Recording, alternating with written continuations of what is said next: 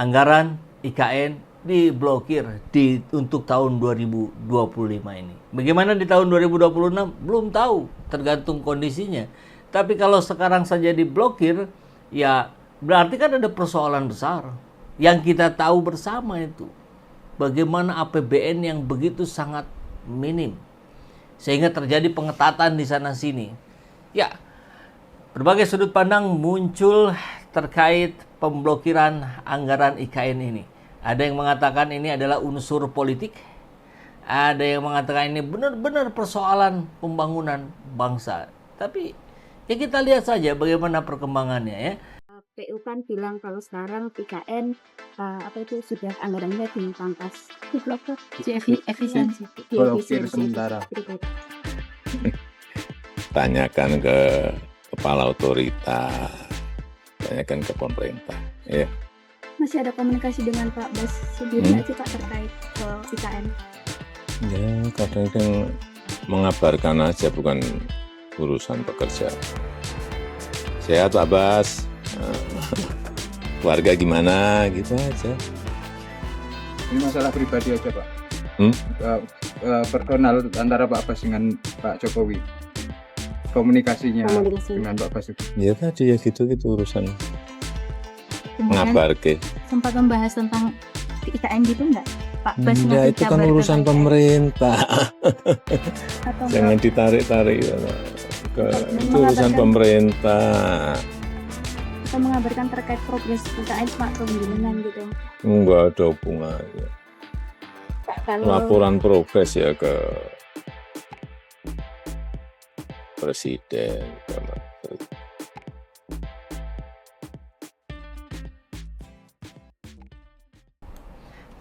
Dengan ini pula, ini adalah sinyal yang sangat kuat bahwa Prabowo memang sudah mulai meninggalkan Jokowi. Wah, seru ini.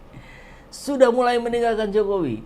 Apa buktinya? Ya, anggaran IKN diblokir. Dan di saat yang sama, beredar ajakan kepung rumah Jokowi di Solo. Apakah ini tidak berhubungan? Sulit untuk mengatakan demikian. Ini kan harapan, tentu tidak semua, sebagian rakyat kita yang menginginkan bahwa Jokowi tidak lagi cawe-cawe.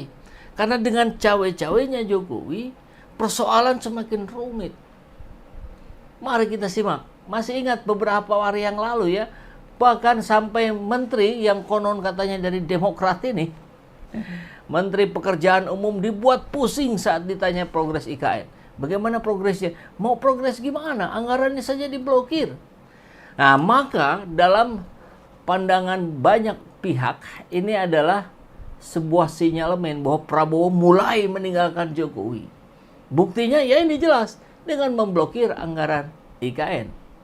Maka kita akan coba simak beritanya ya. Laporan dari Jamaluddin Akmal. Penghentian anggaran proyek pembangunan IKN adalah dianggap sebagai cara Presiden Prabowo Subianto untuk melepaskan jaring sanderaan Presiden ke-7 RI, Joko Widodo. Ini kalau menyimak berita yang lain, ya kurang lebih sama lah ya. Tidak ada urgensinya bagi bangsa. Prabowo Subianto sudah tepat tidak lanjutkan IKN. IKN cuman bebani Prabowo. Dan jangan lupa, kalau sudah batal, kembalikan hutan di Penajam Utara, Penajam Pasir Utara. Iya, itu kan dibabat itu. Banyak sekali. IKN makin indah omongan Belgedes Badzer Mulyono. Oke, kita ke topik ini ya. Direktur Gerakan Perubahan Muslim Arbi mengatakan ya, penghentian anggaran IKN merupakan tindakan yang rasional. Menghentikan IKN oleh Prabowo tak ada kaitan kedekatan antara Jokowi Prabowo. Itu adalah tindakan untuk menyelamatkan negara. Kata Muslim kepada Ermol Minggu hari ini ya. Muslim menilai jika Prabowo tidak segera menghentikan anggaran IKN, maka negara terancam bangkrut. Hutang negara ribuan triliun. Kemampuan bayar yang lemah dari sisi pajak saja masih defisit. Maka langkah Prabowo itu adalah rasional. Muslim pun menyetujui jika ada tafsir bahwa tindakan Prabowo tersebut sebagai upaya untuk melepaskan diri dari bayang-bayang Jokowi. Ini yang diharapkan banyak orang. Atau upaya Prabowo secara perlahan memutus jaring sanderaan Jokowi terhadap Prabowo selama ini bisa benar adanya.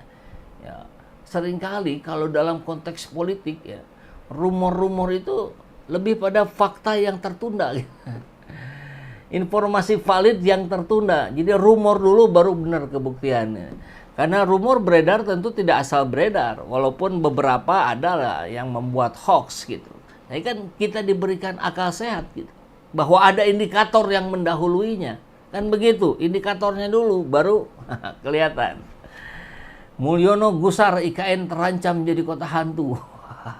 Prabowo harus dimintai pertanggungjawaban Jokowi terkait IKN. Jelas dong ya. Jangan lempar batu sembunyi tangan.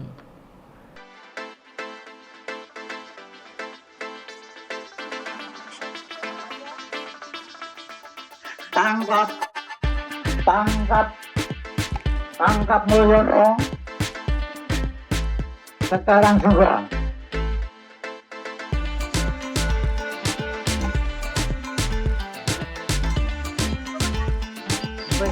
Sore dari Pak Romadi, kesepakatan kita belok kanan. Kesepakatan kita belok kanan.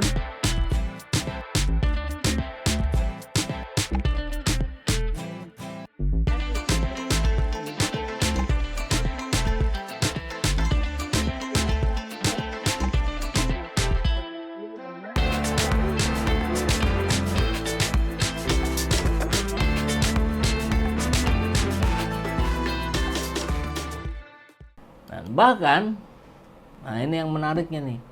Di hari yang sama atau di waktu yang kurang lebih bersamaan beredar ajakan kepung rumah Jokowi di Solo. Wah. Jadi sudah bergeser nih ya.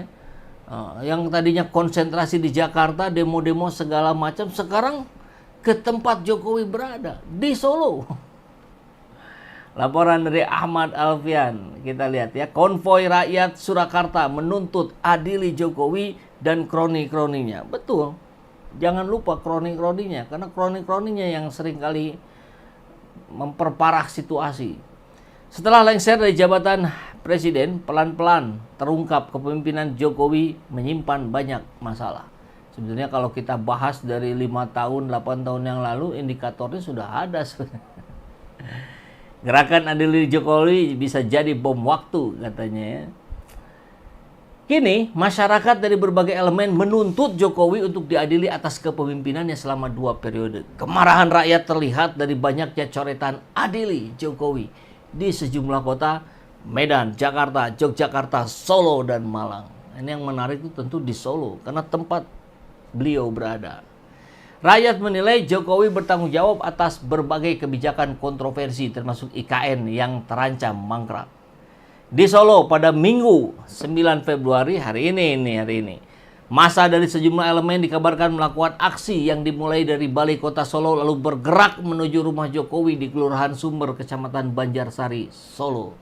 Aksi ini dipicu oleh masuknya Jokowi dalam daftar finalis tokoh terkorup 2024 versi OCCRP. Status itu memperkuat kecurigaan publik terhadap dugaan penyalahgunaan kekuasaan yang terjadi selama pemerintahannya. Selain menggelar aksi di jalan, beredar juga seruan di media sosial untuk mengepung kediaman pribadi Jokowi. Ngeri kali ini. Meski demikian, hingga saat ini aparat keamanan belum melaporkan adanya pergerakan massa ke lokasi tersebut. Demonstrasi yang semakin meluas ini menjadi sinyal kuat bahwa kekecewaan publik terhadap kepemimpinan Jokowi sudah mencapai puncaknya. Gelombang tuntutan ini masih berpotensi berlanjut dalam beberapa hari ke depan. Jadi mahasiswa kembali turun ke jalan. Ya. UGM turun, UI, ITB, UNPAD. Tidak hanya di Solo, demo adili Jokowi terpantau berlangsung di Jakarta, Medan, Yogyakarta, Makassar, Surabaya, dan Malang. Yang menarik apa? Di beberapa kota yang di demonya itu kantor polisi. Ini Ini fenomena baru. Ada apa? Kok yang berdemonya di kantor polisi? Jangan-jangan sekalian mendemo polisi gitu. Ayo Pak Pol gitu kan. Tugas Anda adalah mengayomi rakyat. Kan harus diingatkan, tawasobil haq, tawasobil sober. Begitu katanya.